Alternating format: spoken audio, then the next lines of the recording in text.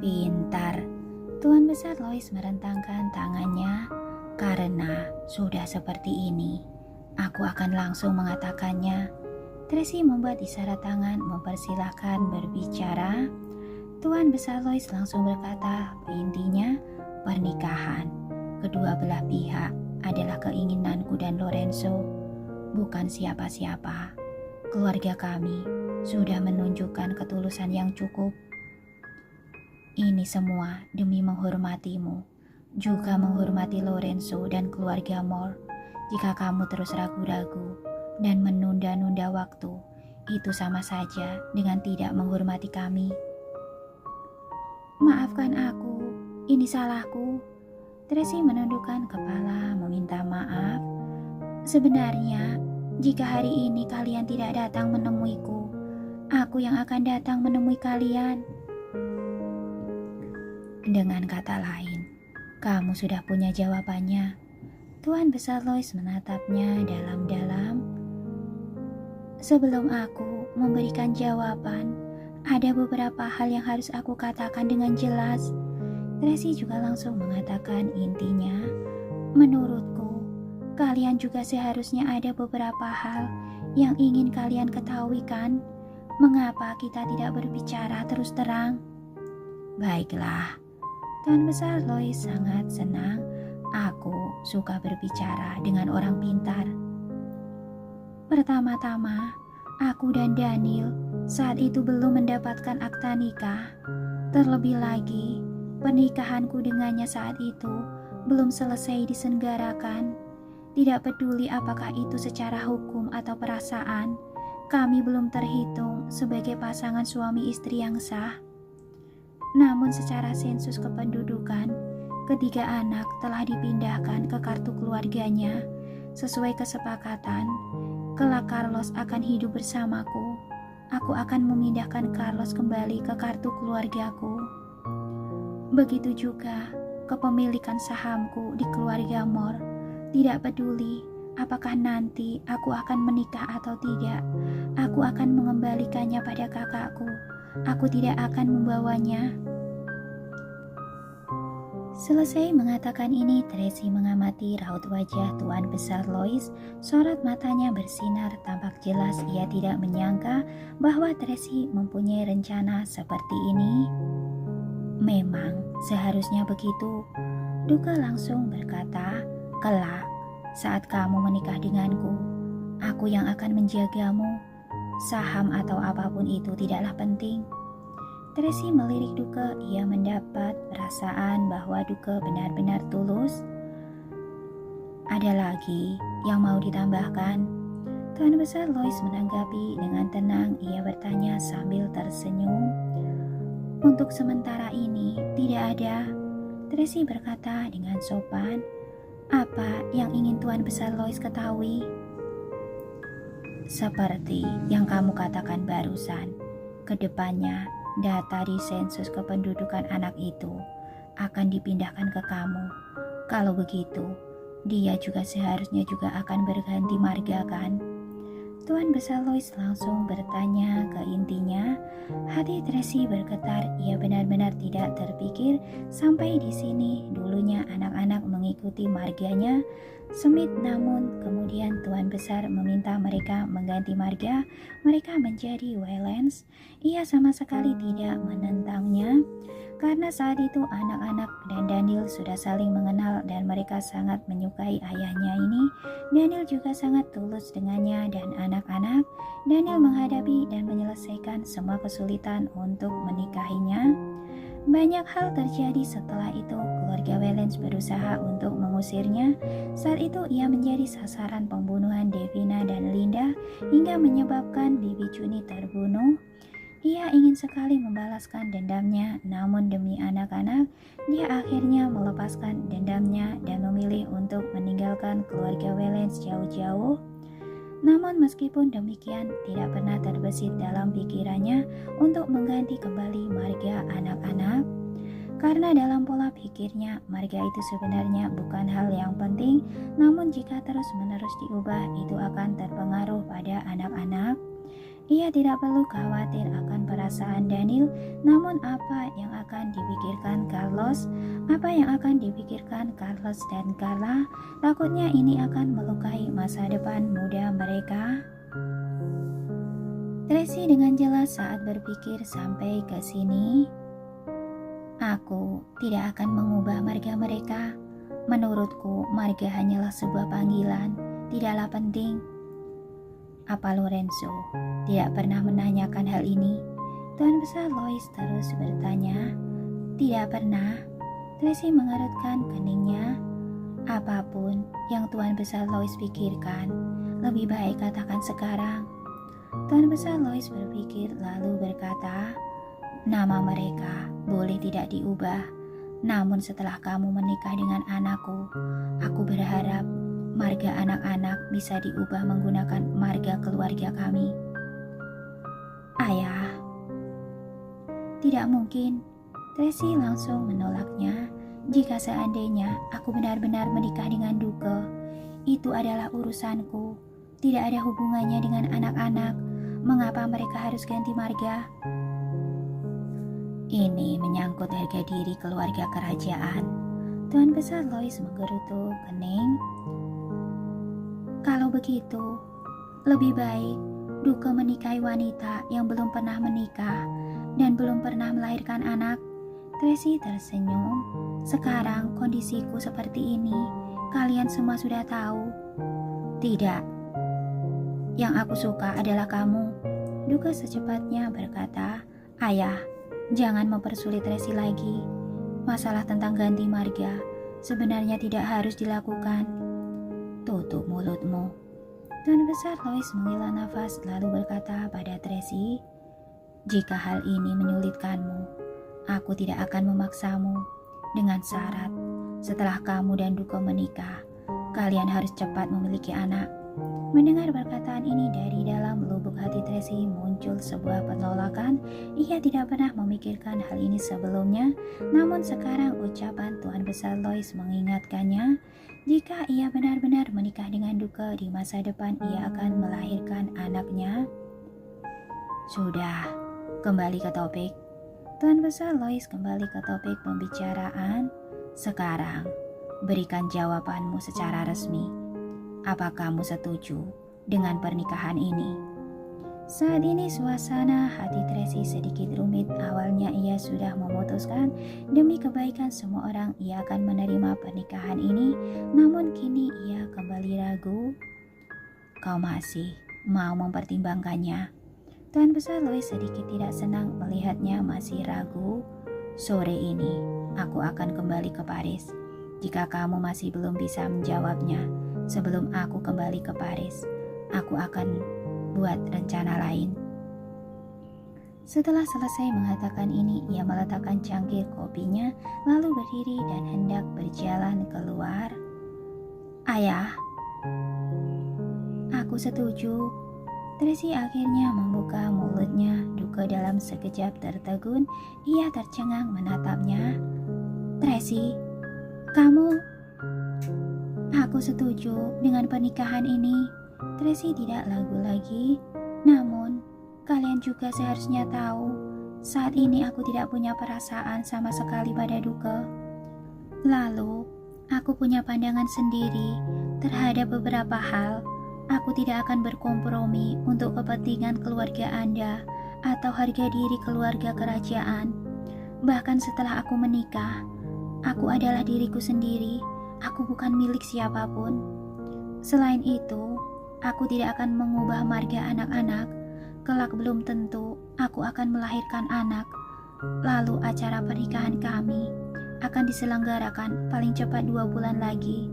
Tepatnya setelah aku dan Carla menyelesaikan pengobatan kami.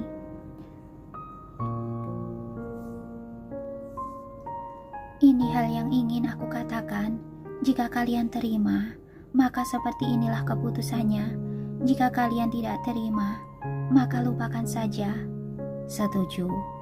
Tuan Besar Lois langsung menyetujuinya. Perasaan bisa dipupuk pelan-pelan. Acara pernikahan tidak perlu buru-buru dilaksanakan.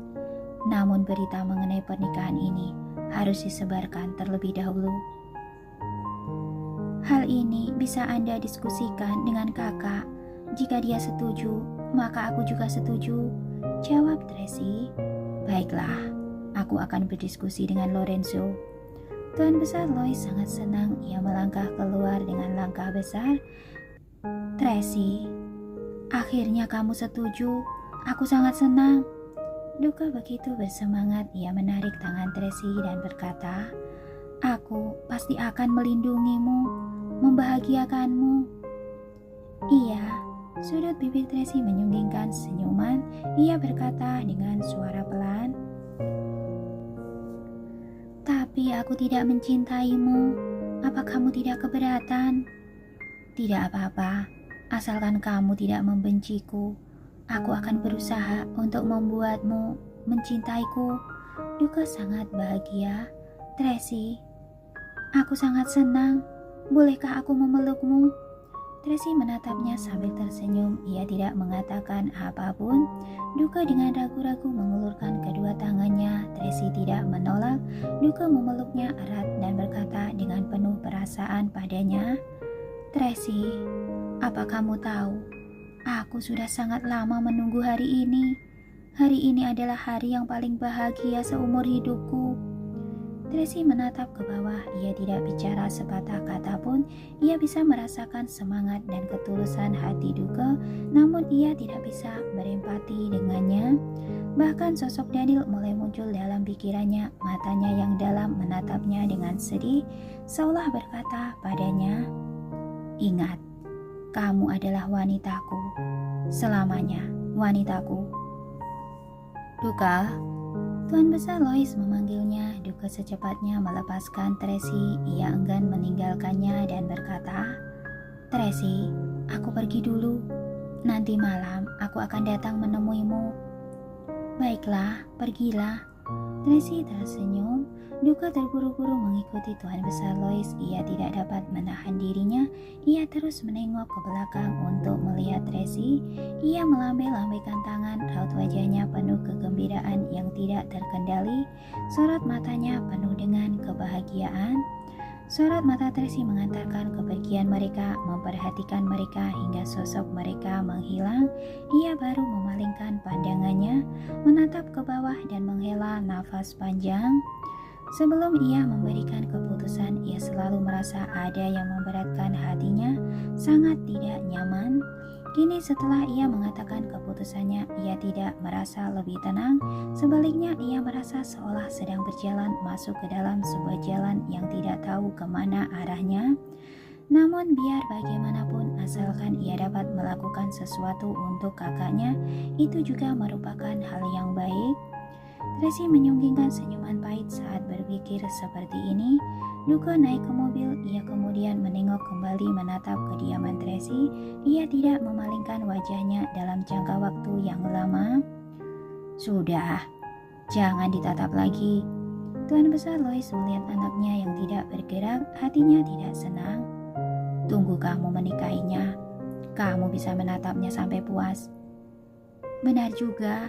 Duka teringat bahwa sebentar lagi ia sudah dapat menikahi Tracy. Ia menjadi begitu bersemangat. Ayah, aku hari ini sangat senang. Jangan terlalu cepat senang. Tuan Besar Lois menatap dengan dingin. IQ-mu yang seperti ini tidak lebih dari anak yang berumur 6 tahun itu. Yang ayah maksud, Carlos. Duka tersenyum. Dia sangat pintar. Bukan, tidak bisa menggunakan kata pintar untuk mendeskripsikannya. Dia jenius. Dia tidak hanya mewarisi kecerdasan bisnis dari ayah dan kakeknya, tapi ia juga mahir dalam penelitian ilmu alam dan teknologi. Grup Skywheel memiliki banyak produk teknologi baru dan dia telah berpartisipasi dalam penelitian dan pengembangannya. Bahkan ia telah memperoleh hak paten untuk beberapa penemuan. Untuk dirinya sendiri, pendapatan bersih tahunannya sudah mencapai ratusan miliar. Dia begitu hebat. Keluarga Wellens seharusnya menarik anak itu sebagai pewaris. Mengapa mereka rela melepaskannya? Tuan besar Lois mengerutkan kening, sorot matanya sangat rumit. Lorenzo tidak memiliki anak. Mungkin ia berencana untuk mengambil anak itu untuk dijadikan sebagai pewaris keluarga Moore. Salah jika seperti itu. Keluarga Moore nantinya akan bermarga Wellens. Lorenzo tidak mungkin melakukan itu. Ayah, untuk apa tiba-tiba bertanya seperti itu? Duga tidak mengerti. Ini tidak ada hubungannya dengan kita, kan? Kamu mengerti apa sih? Tuan besar Lois berteriak. Kita membawa anak itu masuk ke keluarga kerajaan. Mungkin saja dia bisa membawa masalah bagi kita. Terlebih lagi, apa Daniel benar-benar akan diam saja? Mungkin saja dia akan datang ke depan rumah kita, menginginkan anaknya kembali. Sampai pada saat itu terjadi, keluarga kerajaan akan kehilangan nama baik. Bagaimana mungkin? Sudahlah, aku membicarakan ini denganmu. Kamu juga tidak akan mengerti. Tuan besar Lois malas melanjutkan pembahasan ini. Masalah ini, biar aku yang selesaikan. Apa maksudnya? Duga secepatnya mengingatkan Tuan besar Lois. Ayah, Tracy adalah orang yang sangat mempedulikan keluarganya. Dulu saat pelayannya dibunuh oleh Devina, dia langsung berselisih dengan keluarga Wellens. Jika ayah menyakiti Carlos, maka kami... Apa yang kamu pikirkan? Tuan besar Lois memotong perkataannya. Bagaimana mungkin aku menyakiti anak itu? Aku hanya ingin tahu rencana Lorenzo. Jika Lorenzo tidak peduli akan keberadaan anak itu, maka lebih baik anak itu diambil kembali oleh Daniel. Seperti ini akan lebih baik untuk kamu dan keluarga Moore. Tapi Tracy akan sedih jika tidak ada anak-anak di sisinya. Duga masih tidak tenang. Kalau begitu, biarkan anak perempuan itu yang berada di sisinya. Tuan besar Lois berpikir dengan teliti. Aku lihat anak perempuan itu tidak berbahaya. Polos ke depannya, ia tidak akan membawa masalah apapun. Carla sangat menggemaskan, tapi kita juga harus menanyakan pendapat Tracy mengenai ini. Sudahlah, aku yang akan mengurus hal ini. Kamu tidak perlu memikirkannya. Tuan besar Lois memotong perkataannya. Jangan khawatir, asalkan kita bisa menjadi satu keluarga dengan keluarga Moore. Itu sudah merupakan hal yang sangat baik bagi keluarga kita. Selain itu, kamu juga sangat menyukai Tracy. Bagaimana mungkin aku merusak pernikahan ini? Aku hanya ingin sedia payung sebelum hujan, mencegah masalah-masalah yang akan muncul di masa depan untukmu. Saat tiba di kediaman Lorenzo, Tuan besar Lois menemui Lorenzo dan mengatakan bahwa Tracy sudah menyetujui pernikahan ini. Lorenzo tidak terkejut, ia hanya mengangguk-anggukkan kepala. Baiklah, baguslah jika ia sudah menemukan jawabannya. Lorenzo, karena Tracy sudah menyetujui pernikahan ini, aku akan mulai mempersiapkannya. Tuan besar Lois berkata sambil tersenyum. Apa kamu punya saran atas pernikahan ini? Aku akan mengatur pernikahan ini sesuai dengan permintaanmu. Ini adalah pernikahan adikku. Tentu saja harus diselenggarakan dengan mewah. Lorenzo berkata dengan angkuh. Aku akan mengadakan pernikahan untuknya di kota Snowy ini. Dan di Paris, Anda yang akan memimpin penyelenggaraan pernikahan ini. Aku tidak akan ikut campur. Namun ada sedikit hal yang harus aku katakan dengan jelas. Aku tidak ingin siapapun, demi alasan apapun, memandang rendah adikku. Mereka semua harus menghormatinya, harus menghargainya. Jangan khawatir, aku akan memastikan hal ini. Tuan besar Lois menepuk dadanya dan bersumpah, sungguh kehormatan bagi keluarga kami untuk dapat menikahi adik perempuanmu. Bagaimana mungkin aku mengabaikannya? Baiklah jika begitu. Lorenzo menganggukkan kepala. Mengenai hal lain, detail lainnya, jika membutuhkan bantuanku, Anda bisa berdiskusi dengan Jasper. Aku pergi dulu. Masih ada satu hal lagi. Aku tidak tahu apakah aku harus membicarakannya atau tidak. Tuan Besar Lois tampak kesulitan. Apa yang ingin Anda katakan? Lorenzo mengerutkan kening. Ia tidak suka orang yang bermental lemah berbicara tidak langsung ke inti pembicaraan. Hari ini aku bertemu dengan anak itu. Sepertinya yang diharapkan gen gabungan antara keluarga Wellens dan keluarga Moore. Secara singkat kita bisa menyebutnya jenius. Dia memiliki otak dan wawasan yang tidak dimiliki orang biasa. Terlebih lagi di dalam dirinya jelas terlihat sifat agresif dan provokatifnya. Anak yang begitu hebat ini tentu saja akan menjadi penerus keluarga yang terbaik. Bagaimana mungkin Daniel melepaskannya? Aku khawatir ia akan mengacaukan acara pernikahan dan dia akan terus terlibat di masa depan. Harus ingat, ini menyangkut nama baik keluarga kerajaan Franz. Serahkan masalah ini padaku. Sorot mata Lorenzo dingin dan angkuh. Jika dia berani membuat masalah di pesta pernikahan, aku akan membunuhnya. Itu Tuan Besar Lois panik. Aku tahu keluarga Moore dan keluarga Wellens adalah musuh bebuyutan. Namun keluarga kerajaan Front dan keluarga Wellens masih berhubungan baik. Yang Mulia Ratu juga masih menjalin hubungan baik dengannya. Jika muncul masalah saat pernikahan Duke, aku tidak akan bisa menanganinya. Jadi, maksud Anda? Lorenzo sedikit tidak sabar. Tuan Besar Lois berpikir kemudian mengganti cara penyampaiannya. Apa kamu mempunyai rencana terhadap anak itu? Ternyata yang Anda khawatirkan bukan Daniel, tapi Carlos. Lorenzo tersenyum dingin. Anda takut dia akan menjadi ancaman bagi Duke di masa depan. Bahkan mungkin Anda akan berpengaruh pada generasi berikutnya. Ini Tuan Besar Lois sedikit canggung. Sifat alami manusia. Lorenzo menyunggingkan senyuman. Bagaimanapun, dia adalah darah daging keluarga Wellens dan keluarga Moore. Ia memiliki kecerdasan keluarga Wellens, tapi mungkin juga ia mempunyai kekejaman keluarga Moore. Ia menekankan perkataannya yang terakhir. Awalnya Lorenzo juga orang yang dibawa Bella Moore kembali ke keluarga Moore. Melalui pelatihan beberapa tahun, ia akhirnya mempunyai kapabilitas yang cukup. Saat ia berusia 16 tahun, beberapa anggota keluarga Moore sedang memperebutkan aset properti. Pertengkaran mereka menyebabkan kekacauan. Lorenzo langsung menghabisi anggota-anggota keluarga itu dan menjadi generasi baru pewaris keluarga Moore. Saat itu salju turun begitu lebat, rumah besar keluarga Moore dipenuhi dengan darah. Salju putih di depan rumah semuanya berubah menjadi merah darah.